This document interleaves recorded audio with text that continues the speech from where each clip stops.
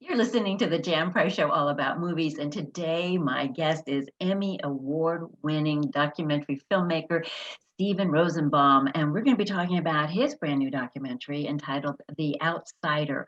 Welcome to the show, Stephen. Thank you so much for having me. Oh, it's my pleasure. There's so much to get into about this film. So our audience knows a little bit. Do you want to give a brief synopsis of what The Outsider is all about? Absolutely. So my wife and I are filmmaking partners. We've done 5 companies together. We've made a lot of films. This is a film we stumbled into. We made a rather large donation to the then non-existent museum that was being built in New York. And part of the arrangement we made was that if we donated an archive that we had to this museum, that they would let us film the story. And this is the National 9/11 Memorial.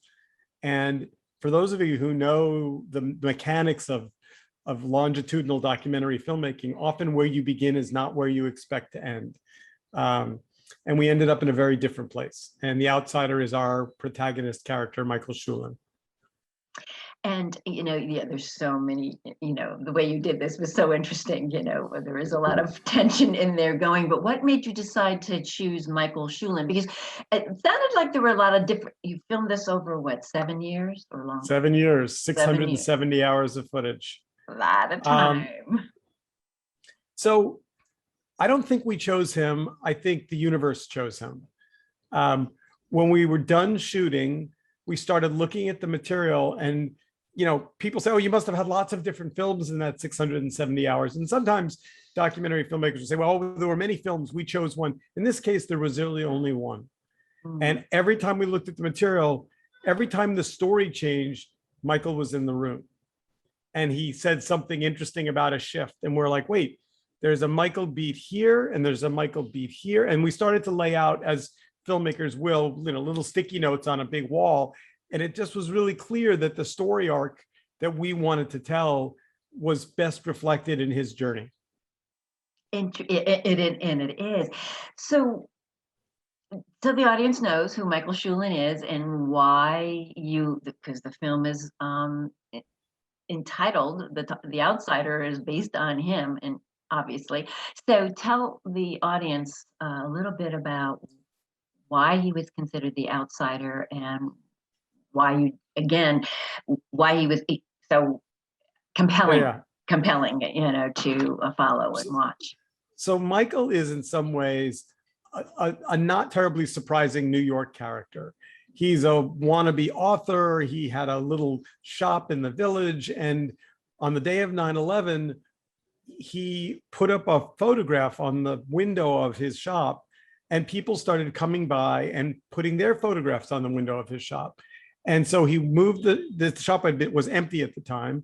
And so he began this little gallery, and some of your listeners will know it's a very famous story. It's called Here is New York, and it became the world's first crowdsourced photo exhibit. And literally the images were everything from professional photographers down to amateurs. And he was, along with 2 of his partners, the crafter of this soothing, very important moment in the days after of the World Trade Center attacks. Years later, he was approached about joining this now nascent museum, and they hired him and they gave him the title creative director. And I met him, I think, on his 3rd day at work. And he came up to me and he said, "You're making the film about this thing, aren't you?" And I said, "Yes." And he said, "Well, you better interview me quick because I'm not going to be here long." And I know how to take clear instructions. I was like, we set up an interview for the next day, and we sat down, we did an interview with him. And I think he never entirely knew why they hired him. I think he never exactly understood his role, but he stayed from the day that they broke ground at the World Trade Center until the day that Barack Obama cut the ribbon. He stayed the whole time. And that role of creative director evolved, as did he, but not in a particularly positive way. And what do you mean by that exactly? he arrived. I mean, he's a rabble rouser. He's a troublemaker. He's not a museum person. And so he came to make a different kind of museum. And what he was hired to do, and what we heard, was this was going to be an open museum, a museum of ideas. People would be able to come in and form their own conclusions. There would be lots of information about 9/11, but there would be no hard, firm, this is what happened and here's why it matters. It wasn't going to be didactic. And over time, that changed. And the way he describes it is, it began as a museum of question marks, and it ended up being a museum of periods.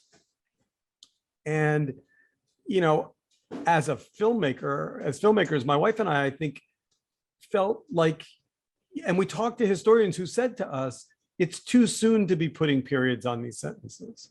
You know, history isn't, you can't say this is what happened at World War II. This is what, like, these things take time and they need to, and so we came to believe, and Michael wasn't the only one that was concerned about kind of simplistic conclusions being drawn at this museum.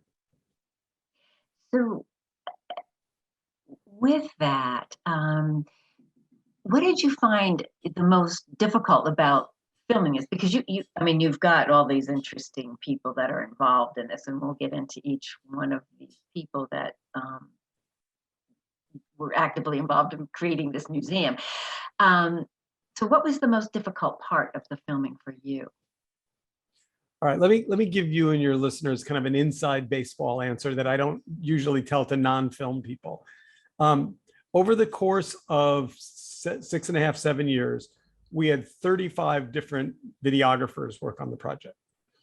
And it was as low budget as you can be. It's essentially a no budget film.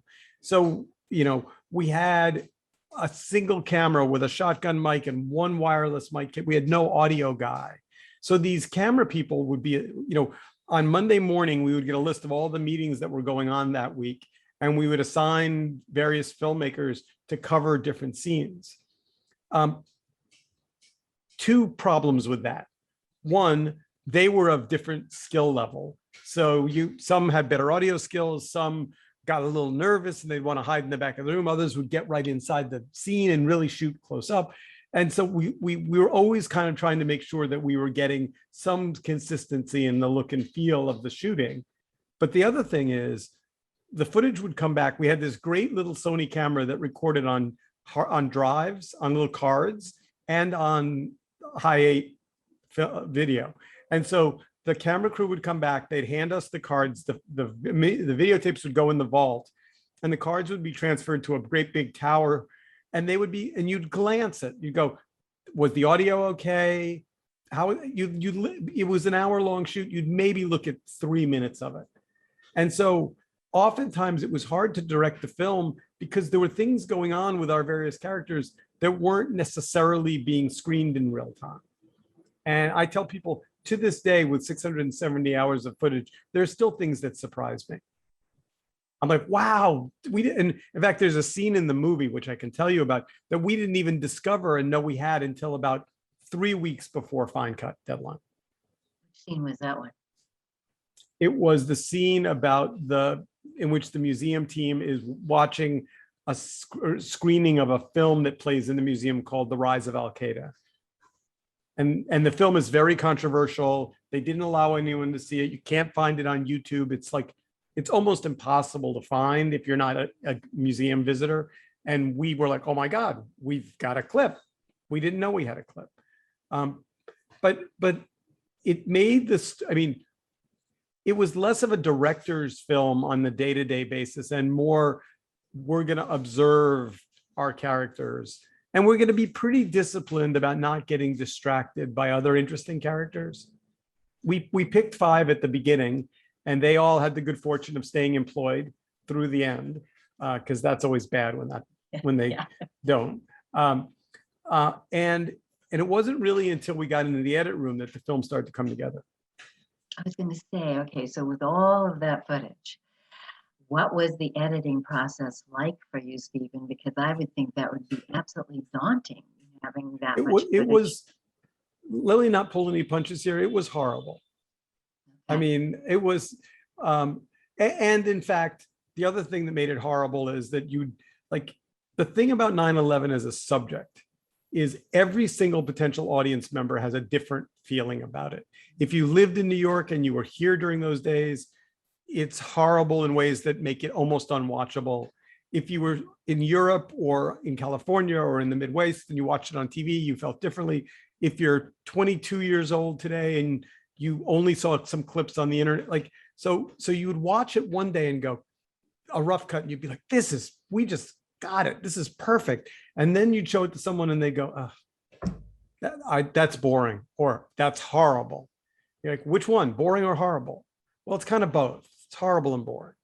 And so it really took, it took a lot of kind of coaxing out of the material, the beats that were the right mix of human and compelling and a little subtle and a little quiet. And there's a couple of scenes in particular that are very hard to watch.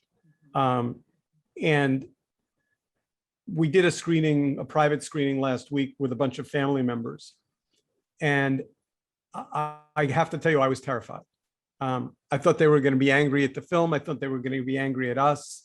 We were very careful at the beginning. Pam and I both said, this may be too hard. There may be things in it that make you uncomfortable, to take you back to, like, please, this is what we did it on Zoom. Please feel free to shut off the camera or shut off the Zoom if you can't, and then we pressed play. We waited, and we kept waiting and then it ended. And the 15 people that had joined us at the beginning were all there at the end. And the one woman who was the leader of this group, took a deep breath and she said, I've just one thing to say.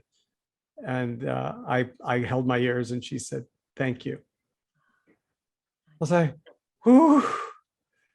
She said this film needed to be made, and we hoped that you had made it. And she said there were parts of it that were very hard, but it was very truthful, and we really appreciated it. No greater compliment than that. Still dining out on that little moment, because it wasn't made for family members. It wasn't made for survivors. And when you handle, there are very few moments in American history that every American has a feeling about. I watched the Vietnam War Memorial, the Vietnam films that are on, Netflix, and I watch them, but I don't have personal pain from that time. So I can watch them a little objectively and think, boy, this film is going, there's no one in your audience that won't have an opinion about this film. This is true. And this is very, very true. When 9/11 happened, I was living in Salt Lake City, Utah. And 3 weeks later, I was going to New York to do a TV show.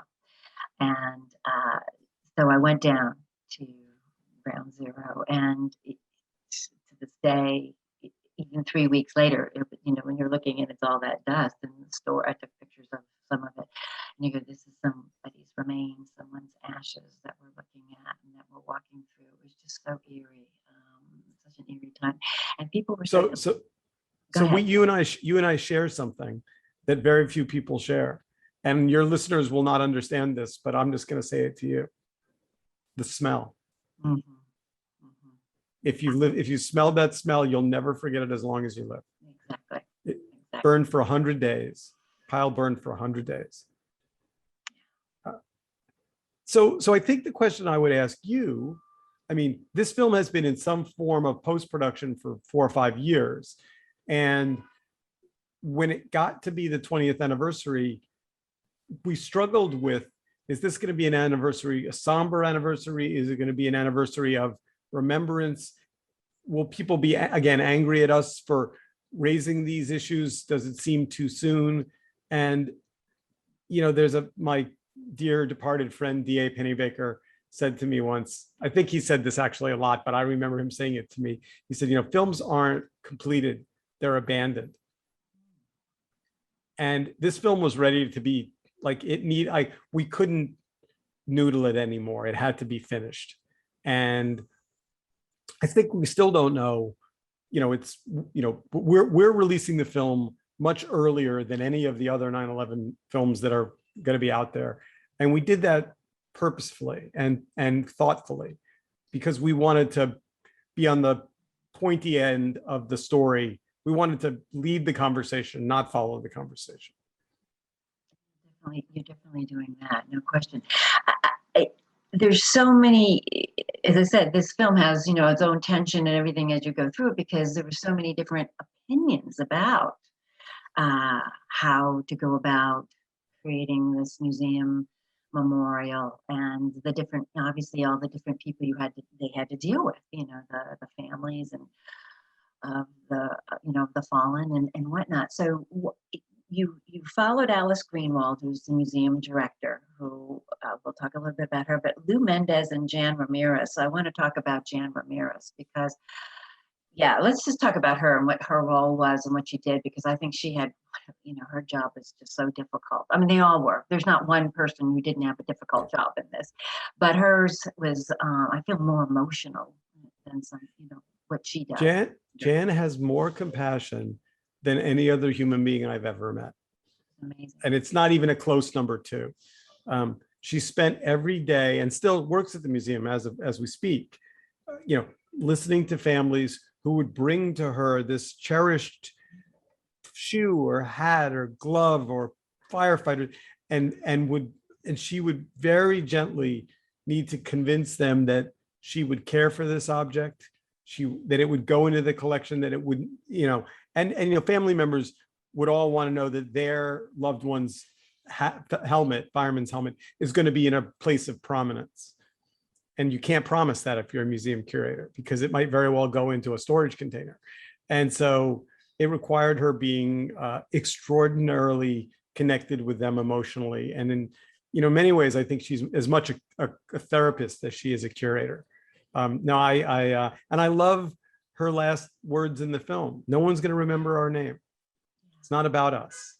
No, she's a very special person. And she started collecting things right away. She did. She broke the cardinal rule. So historians have this rule. So the reason why the diary of Anne Frank remains, and all the other detritus from that era, all of the other papers and notes and letters is because there is a belief among historians that time kind of is a natural filter. So it wasn't like someone looked at 100 diaries and picked the Anne Frank diary and lifted it up. It kind of was the last person standing of an object. So Jan broke that rule. And the day of 9/11, she was working at the New York Historical Society, and she went out and started collecting objects. And the one that's the most memorable in the film is she saw this bike rack, and it was abandoned. All these bikes were locked to this bike rack, and she immediately understood that every one of those bicycles represented a person. And most probably they all died. They were delivery people. They were different kinds of bicycles. It was kind of before New York was a bikeable city. So it wasn't like, an executive was biking to work. But the bike rack was a really powerful way to remember all of the lives that stopped at that moment without it having to be gruesome. And that bike rack, she shepherded it and cared for it and moved it forward with great passion through complex New York City logistics to get, and that bike rack is in the museum today. Absolutely amazing. Just that she would think about the bike rack in that moment. Yeah. That would be something that would be important to this. There's so many things. Let's talk about Lou Mendes, who was in charge of design and construction, but just about his story, because he was there, or right after it happened, or right before. So let's talk a little bit about Lou, because he was also a very interesting character in this film. So Lou is a big guy. He's like a big, broad-shouldered, kind of Dems and Does New Yorker. He's a construction guy. And he literally was down. He managed all of the rescue and recovery operations for the city of New York for months, all the cranes and lights, and horrible, difficult job. And then came back and said, now I want to build something on the site. And he's in some ways like us from Central Casting. If you were to call Central Casting and say, I need a New Yorker, they would send you Lou or his prodigy. I love Lou. And the thing about him is it's easy to underestimate him because he's gruff and a little short-tempered and pounds the table, but he's also incredibly brilliant and keeps in his head millions and millions of dollars of expenditures. And I just have one story that isn't in the film. He was on the phone one day in his office and he was talking to a contractor and it was something, and well, how long is that going to take? Or, well, but I need it to, like, this is the deadline. And then he hung the phone up and he looked at me and he goes, well, that cost me $1 million. And it did. It was he needed to authorize overtime to get something done in time. But he's a brilliant construction engineer manager. And he's a great part of the film. Yes, and it was a daunting task, obviously, to create this. Alice Greenwald, who is the museum director. Talk a little bit about her and how she kind of came like a little bit of the nemesis with Michael Shulan, how, their relationship. So again, back to doing inside baseball for filmmaker fans, you pick characters and you really never know how they're going to evolve. So, and when you're with someone for a really long time, generally speaking, there's this phrase filmmakers use, which is like, if you're backstage long enough, the band, they think you're with the band. And I mean, we were with these people for 6 years. So there was no line of this, we weren't wearing a big press tag that said, don't speak honestly in front of these people, they have a camera. Our arrangement with the museum was that everything we recorded would be kept confidential until 1 year after opening day. And so we weren't going to be, there was no chance of anything ending up in the newspaper. Alice came from the Holocaust Museum. What is very outgoing, very warm, very open, listens to everyone, make sure everyone has a chance to have their say. But what I think we learned maybe in retrospect is, while the meetings were very open and participatory, the actual decisions would then happen and kind of get transmitted back, like the director has said, or the director wants us to do. So I think it's a fair question whether or not the museum design and construction process was collaborative or was maybe a little bit more of a pantomime of a collaborative experience. And one of our, I mean, I don't know that that's a criticism as much as it's an observation. Yeah, interesting. Well, I do have this question for you too, that you said you felt maybe the terrorists have won after all, 20 years later. Why? Why did you feel that? So at the risk of getting myself in trouble, because that phrase has all kinds of political consequences, if you accept as the basis that the terrorists' plan was to do something that would damage the heart of America, that it would, that it would attack our multiculturalism, it would attack our democracy, it would attack our free speech. And Michael Shulan says this, he uses this phrase that the museum ended up angry with us about, but he calls the day of 9/11 in some ways a terrible beauty. And the images of those towers are etched in our brain. If you had to come up with a strategy to damage the soul of America, you would want to attack it in a way that is almost unforgettable and makes us feel vulnerable and creates a sense of nationalism and belligerence. And so, as we came to the end of the filming process, and as I've learned now since the film has been completed, the museum is in fact a fairly closed place and doesn't really allow free speech and doesn't really allow you to explore their material in a very open way. And I think that certainly would suit the terrorists. Probably. And that, even, but just to be clear, even saying that out loud, like, hurts my heart. Mm-hmm. I know it. Yeah. I have about 20 seconds. Tell people where they can find The Outsider. So The Outsider is going to premiere on August 19th. It will be worldwide in 2.8 billion homes. It'll be the first Facebook premiere. It's ticketed at $3.99, which is as inexpensive as we could make it. We are going to do a charitable donation for a big chunk of that ticket sale, which I won't be able to tell you yet, but the URL is theoutsider.film. And you can click there and go straight. You can buy the tickets today. Facebook is pre-selling them, and we hope everyone will attend. And we look forward to a frothy conversation after the film.